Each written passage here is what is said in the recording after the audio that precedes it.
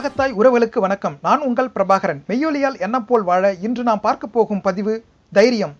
தைரியம் என்பது மற்றவரிடம் நெஞ்சு நிமிர்த்தி பேசிக் கொண்டிருப்பது கிடையாது. நம் செயல்களின் மீதும் நம் நம்பிக்கையின் மீதும் தைரியத்தை காட்டி அந்த செயல்களை சிறப்பாக செய்ய துணிவதே தைரியம். நாம் குழந்தையாக இருக்கும் போதே தைரியமாகத்தான் இருந்தோம். கருவில் இருந்து இந்த பூமிக்கு தைரியம் இல்லாமல் வந்திருக்க முடியாது, தவழ்ந்திருக்க முடியாது, தைரியம் இல்லாமல் நடந்திருக்க முடியாது. இப்பொழுது நாம் ஓடவும் செய்கின்றோம். ஆனால் குழந்தையாக இருந்த போது இருந்த தைரியம் ஏன் இப்பொழுது வருவது கிடையாது? ஒரு சிலர் மட்டும் சரியான வழியில் தைரியமாக ஓடுகிறார்கள். நமக்கு நம் சமுதாயம் பயம் என்ற ஒரு பழக்கத்தை ஏற்படுத்தி வைத்துவிட்டது.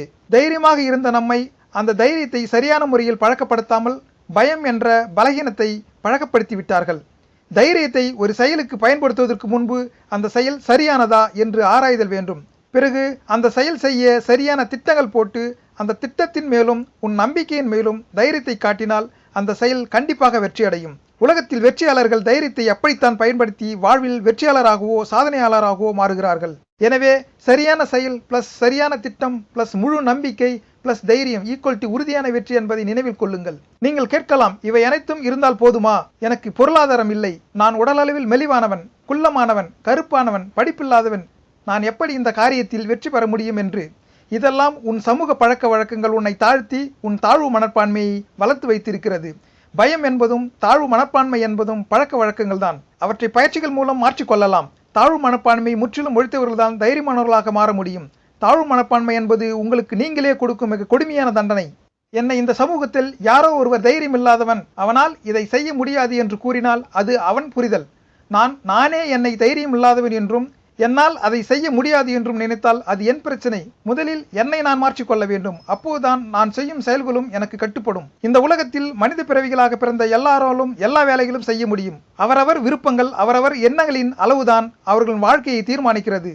உங்கள் எண்ணம் எதுவாக மாற வேண்டும் என்று நினைக்கிறதோ அந்த வாழ்க்கை தான் உனக்கு கிடைத்து கொண்டும் இருக்கிறது.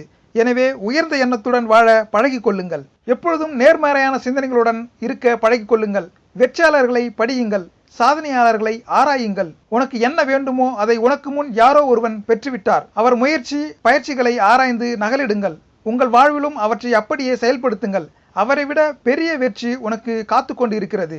பிறக்கும் போதே ஒவ்வொருவருக்கும் மாபெரும் வெற்றிகளை கொடுக்க வேண்டும் என்பதுதான் இந்த பிரபஞ்சத்தின் நோக்கம், வேலையும் கூட. உங்களுக்கான வெற்றி கடைசி வரை காத்து கொண்டே இருக்கிறது. ஆனால் அந்த வெற்றிக்கு நாம் முயற்சிக்காமல் தைரியத்தை பயன்படுத்தி ஒரு அடி கூட எடுத்து வைக்கவில்லை என்றால் உனக்கு எப்படி மாபெரும் வெற்றி கிடைக்கும்? முயற்சி எடுத்து தைரியமாக பயிற்சிகள் செய்பவரை இந்த பிரபஞ்சம் பார்த்து கொண்டுதான் இருக்கிறது. அவருக்கு கொடுக்க வேண்டிய மாபெரும் வெற்றிகளை கொடுத்து கொண்டேதான் இருக்கிறது. நீங்கள் பார்க்கும் வெற்றியாளர்கள் எல்லாம் முயற்சி எடுத்து தைரியமாக துணிச்சலாக செயல்பட்டவர்களே. தைரியம்தான் வாழ்க்கை, பயம்தான் மரணம் என்று கூறுவார்கள். தைரியம் இருந்தால் மரணம் கூட நம்மை தொட பயப்படும். தைரியமாக இருங்கள். ஆபத்துகளை விட்டு ஓடாதீர்கள். அவை நம்மை துரத்தி கொண்டே வரும். அவற்றை எதிர்கொள்ளுங்கள். ஏனெனில் அனுபவத்திற்கு மாற்று ஒன்று இல்லவே இல்லை. வாழ்க்கையின் சவால்களை சந்திக்க பழகிக் கொள்ளுதல் வேண்டும். சிறு சிறு பிரச்சனைகளை முடிவு எடுத்து தைரியமாக சந்தித்து வெற்றி பெற்றால் உங்களுக்கு பெரிய காரியங்கள் செய்ய தேவையான தைரியம் தானே வந்துவிடும். பொதுவாக மாணவர்களிடம் கேள்வி கேட்டால் மாணவர்களுக்கு பயம்.